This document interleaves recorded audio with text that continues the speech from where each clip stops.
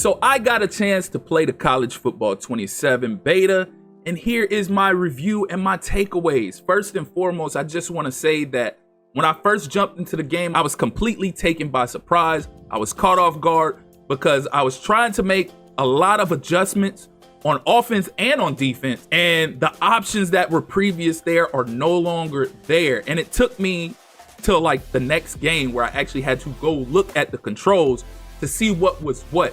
It is virtually a completely different game as far as a play calling standpoint is concerned. On defense, I went to make my adjustments to the secondary, and that adjustment option wasn't there. It was a completely different option. I went to do the same thing for linebackers and D-line.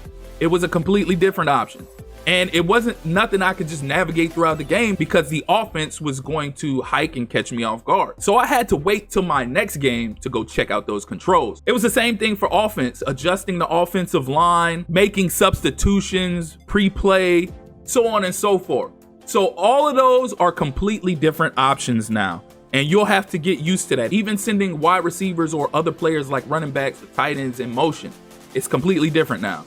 So it's something you'll have to get accustomed to. Just know it's completely different. And when you go into this game, don't go into it thinking you can play and attack the game the same way you did before. Now, one thing that has been asked a lot since I've been posting a lot of content since the opening drive live stream has taken place is people have been asking about create a player. No, create a player is not in there. The option is still not available. I don't know when that will become available. If it will be a couple college footballs down the line, who knows? But as of right now, no, create a player is not in there. You can still edit players. There's still limitations on players that you can edit. Of course, in a beta, you can edit pretty much anybody you wanted because they didn't have any NIL players in the game during the beta.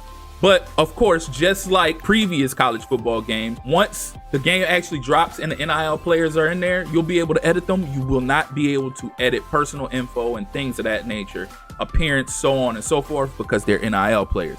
So it's the same limitations. I hate to break it to you. There is no creative player. So now let's get into things that I've noticed. I've noticed visually during a play that refs actually throw flags. I was caught off guard. I wish I could show you the clip that I have, but referees actually throw flags. And on top of referees actually throwing flags, I actually noticed players' helmets jostling and moving as they walk. So the fact that EA implemented this much detail, which is more detail than they've ever implemented before, is pretty outstanding. I'm impressed that they did implement such immersion as they did. Another thing that I witnessed is during Dynasty mode that NIL goes a long way in recruiting, especially in the early recruiting journey, specifically if you're rebuilding with a lower star school, and it will come in handy if you're rebuilding with a lower star school.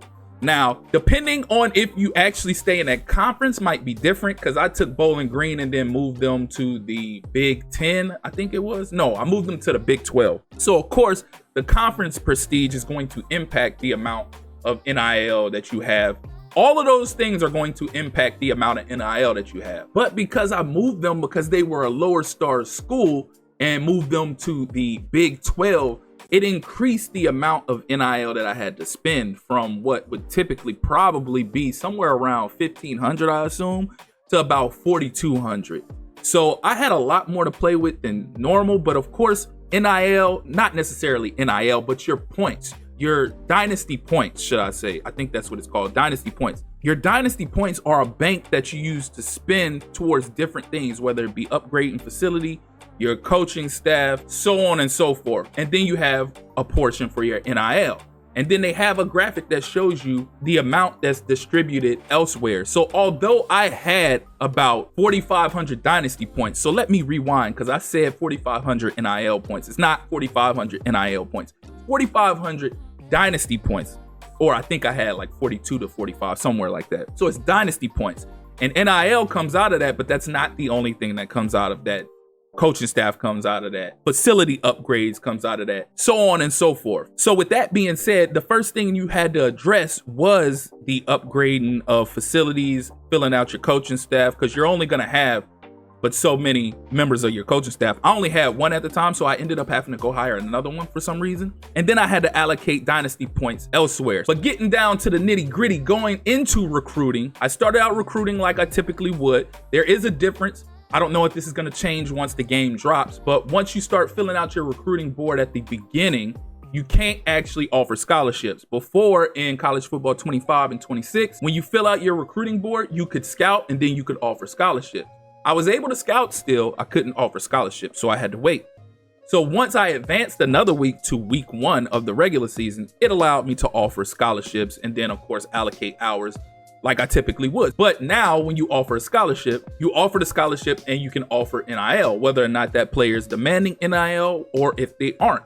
So right off the bat, I started offering NIL because there was a couple players that I was recruiting that were 4-star players. So those 4-star players, of course, are going to demand a high amount of NIL. So the first one that I recruited was demanding like 280 NIL points or dynasty points, but it would be NIL. I'm gonna acknowledge it as NIL. So just to kind of get a good jump, and they let you know too when you're offering NIL, if they're uninterested, if they're interested, disinterested, very interested, so on and so forth.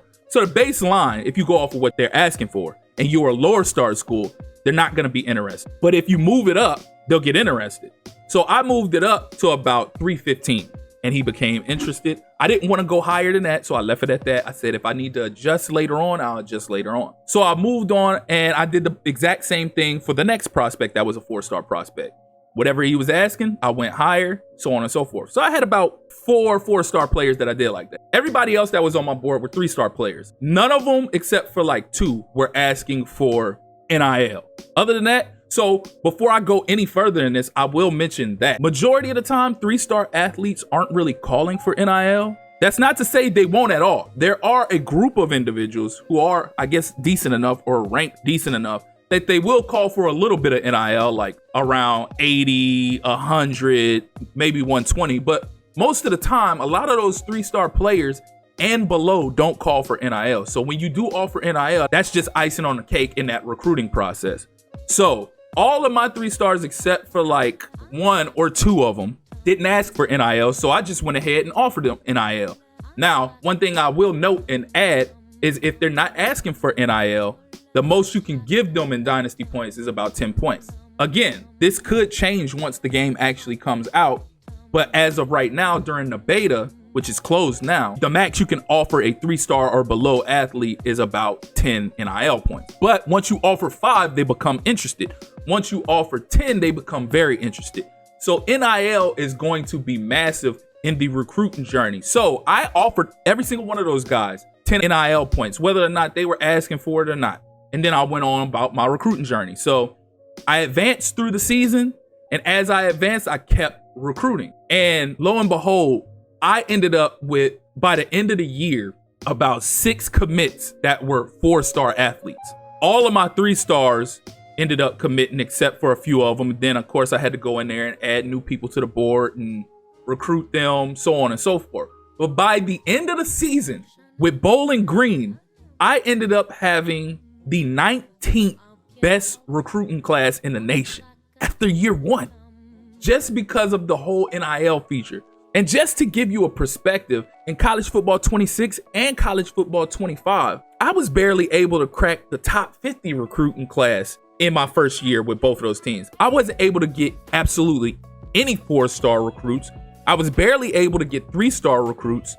Everything was pretty much 2-star and 1-star. And that was with Kent State last year and Florida Atlantic the year before. So I come out with Bowling Green, who's a 1-star university, and in year 1, thanks to the NIL, I was able to get 6 4-star recruits, and the rest were all 3-star. So NIL is going to be massive this year in being able to build up lower star universities. So it's not going to be as difficult as it was in 26. 25, it wasn't too difficult. 26, they made it a little bit more difficult than it was in 25. Because 25, I came out, I made the playoff the first year with Florida Atlantic. Then the next 4 years, I won 4 straight national championships with them. With Kent State this season, it took me to year 3 to finally make the playoffs and then made it to the national championship. Lost. Then I'm not going to spoil it for you because I still got episodes that I have to post. Just know that my rebuild on YouTube is way behind my actual rebuild in real life. I just haven't posted episodes yet. Just know it's been a lot more of a struggle with Kent State in college football 26 than it was in 25. Now, I'm not saying it won't be a struggle in 27, it's just going to be easier to get recruits to come in to help impact your university on your journey to rebuild a school, especially a low-rated university. Now, just because you rebuild your school and you're bringing in top-rated recruits doesn't mean everything is all good in the neighborhood, because it's not. Because you still have to address the elephant in the room, which is the impact of the new gameplay updates. And they're not lying about the DBs sticking to wide receivers, because there's a lot of things that I was able to do as far as go balls and so on and so forth, where once the receiver got by the DB, there was separation. That separation ain't there like it was. There's certain routes that I was running, which you've probably seen in my Dynasty rebuild if you're not here for the first time and you actually watch my Dynasty rebuild, where I was just bombing it deep once the receiver ran past the DB, if they were playing them close at all, and the receiver would just keep breaking away and I bomb it. It's not like that now. It's not like that. They stick in that hip pocket and they do not let go. All the routes, the coverage is way tighter. You really have to scheme things up to get these individuals open. So that's going to be a task in hand. Just understand that when you're going into this game, that it's not going to be the exact same game that it was last year. The coverage is a lot tighter, which is going to lead to enhanced pressure. So it's going to be some things to work around and adjust, but just know that this benefits you as well. Because although the coverage is tight on me, I've had tight coverage on them also. So just to give you an idea, although I've been struggling score like I was before, I almost beat Ohio State with Bowling Green. They came back and beat me in the last second. And there's quite a few teams that I actually beat with Bowling Green being in the Big 12. It's stuff to work around. Keep in mind, I'm still on the go and still trying to learn these new controls and where everything's located at. So just know you probably should spend some time trying to run some exhibition games or whatever, go into practice mode to kind of get a feel for this game and where everything is at now. Another thing that I wanted to highlight that I observed, I simulated to the end of the season to see if the Heisman Trophy ceremony was in there, and it is indeed in the game. And actually, after I did that, I went back to go watch the gameplay from the opening drive live stream, and I observed that Bordeaux actually had on his live stream where there at the actual presentation, he did that, and he actually shows the Heisman Trophy presentation. So if I would have saw that before, I would have been put a video up and let everybody know that, hey, it's actually in Dynasty mode and it's not speculation that it's just Road to Glory. But they had a different variation of the game because they actually had the real players. Anybody that played the beta, we didn't have the real players. So when I did the Heisman Trophy ceremony, it was a bunch of made up guys, but it had me pretty hyped because I was like, man, we've been waiting for this for so long. And they actually did it justice too. Now, I know a lot of people were saying it's not a real Heisman Trophy ceremony if they don't have legends in it. Look, we got to crawl before we can walk. All right. So the fact that we even have it now to begin with is a plus when we haven't even had it in the game since the 08-09 season. Even in the beloved NCAA 14, 13, so on and so forth, they didn't have it. So the last time we had this feature was 09. So I'm just happy that we actually got it back in the game. Eventually, they'll probably try to implement legends and so on and so forth. But yes, the Heisman Trophy ceremony is back in the game for Dynasty and Road to Glory. Another thing I observed is the weekly training activities. So it is all simulation. There is no actual physical gameplay where you can actually do focus players and weekly activities to build up certain individuals. It's all simulation. But the simulation aspect is exactly the same as it is in Madden. So you go in there, you do limited practice, you do full practice, you can give players the week off, so on and so forth. If they come into there hurt already, they're automatically going to have the week off. And you can delegate it or you can do it yourself. Once you set all of that, you confirm. It'll show you who did what. It'll actually show you who's going into the week hot, who's going into the week cold. So it's great that they added that. A little disappointing because I did want the actual activity aspect, the physical activity aspect about it. But again, just like I mentioned a second ago, you got to crawl before you walk. So if they implemented that, I assume within the next year or two, they're actually going to add the training activity part to it. Another thing that I observed as far as gameplay wise is not only did they add the QB sneak meter, which they announced and that we spoke on that, but the animations and movements along the line of scrimmage as well as the quarterback is a lot more realistic to what you would see in real life. And majority of the time, you're not getting the same animation every time. In prior Maddens for the last decade plus, the movement has been the exact same. When you hike the ball, the QB goes to the same spot every time. There's nothing that makes it look any different. It's the same thing. every time. This time you're getting a different outcome every time you do it, whether it's the QB's movements or the offensive line movements.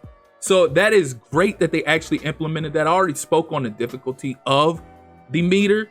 So the difficulty is based on the alignment of the defense. If the defense has everybody pinched and they're lined up right over the quarterback, you're going to see that green bar get very minute.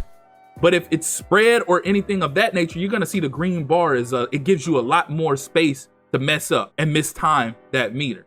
So it's just based on the alignment of the defense. But you really have to get the accuracy down, because if you don't, they're absolutely not going to gain any yards whatsoever. Last but not least, of things that I observed while playing the beta is that Holly Rowe is actually in the game.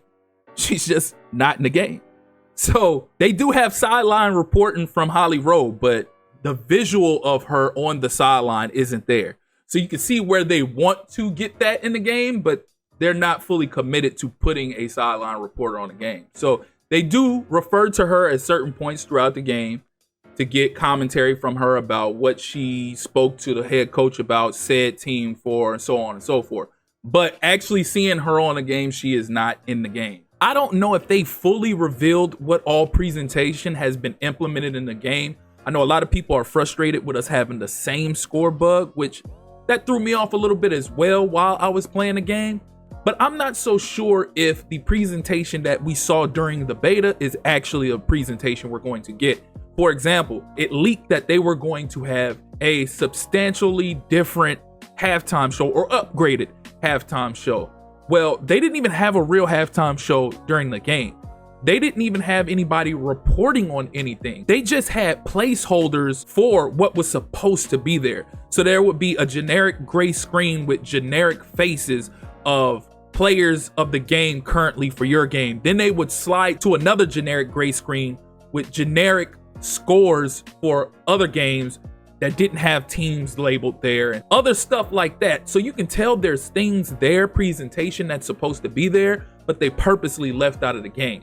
So whether or not the current score bug is the actual score bug we're gonna have, who knows? Whether or not the halftime is really upgraded or not, who knows? Because they didn't fully reveal that in the beta, just as they won't fully reveal everything in the beta, like how they didn't have the actual NIL players in the game and things of that nature. So don't be too alarmed. I'm sure we'll get some kind of presentation reveal just before the game comes out, which is less than a month away. And yes, all the equipment that everybody's been asking for has been added to the game outside of double arm sleeves and turtlenecks. Other than that, they've adjusted the single arm sleeves. Well, some of the single arm sleeves. They now have the single arm sleeves that come up just past the forearm. They have hanging mouthpieces, single leg sleeves. They actually have the original crop jersey, but they have another option for a lower corrected crop jerseys. They have towels, hand warmers, and back plates that have school logos on them. They have multiple colored undershirts. They have everything that y'all been asking for, again, outside of turtlenecks and double arm sleeves. Also, the helmet positioning has been corrected, so helmets fit correctly on players now. You also don't have a lot of players that look like they have smaller size helmets or smaller heads while they're out there on the field. All that's been adjusted. So for all the equipment heads out there, the equipment has been updated, and I think all of y'all will be happy about that. Last thing that I noticed, I did give the mascot mode a try. And although I wasn't looking forward to mascot mode, because that's not something I was big on back in the day, it was a fun experience. And the mascots, when they come to the line, they do all kinds of crazy dances and stuff, taunting the other team and so on and so forth like that. And they do have crazier animations that you wouldn't have in a regular game with them. So that is in the game. I can't really think of anything else that I actually went and took a peek at. I was more focused on the dynasty aspect, and everything that I mentioned before that they mentioned in the presentation is in the game, with the expectations from the AD. Every year they change up, depending on if you achieve certain things. If you achieve certain things, the next year might be something different. I wish I would have remembered everything that they asked me to do in year one. I know one thing changed up going over to year two. Well, year one, they wanted me to upgrade my facilities to premium facilities. They wanted me to get, I want to say they wanted me to average like 20 points a game. And I forgot what that last one was. But there was one that I obtained. And then the next season, one changed up. And they wanted me to get more conference wins than I had the last season. which was easy because I did a simulation and we didn't win none. So all I had to do was win one, and I ended up doing that. So I achieved that early. And every time you achieve these things that the ADs look for, you get more dynasty points towards your budget. And you're going to notice as you go throughout dynasty mode, certain things you do and acquire is going to improve the amount of dynasty points you accrue year in and year out. That's gonna do it for this video. Y'all let me know y'all thoughts and feedback in the comment section about my experience with the College Football 27 beta. There might be a couple things that I'm leaving out. If I remember, I might drop something later on talking about those things. But for now, this is what I have to present that I could tell that I've noticed in my experience playing the game. Like I said, y'all let me know how y'all feel in the comment section. As always, if you're here for the first time or you're returning and you haven't liked or subscribed already, please do so. Click that notification tab so you can stay up to speed with more College Football 27 content, as well as Madden 27 and other sports gaming content. Again, I appreciate you all for tuning in. That's been my time. Till next time.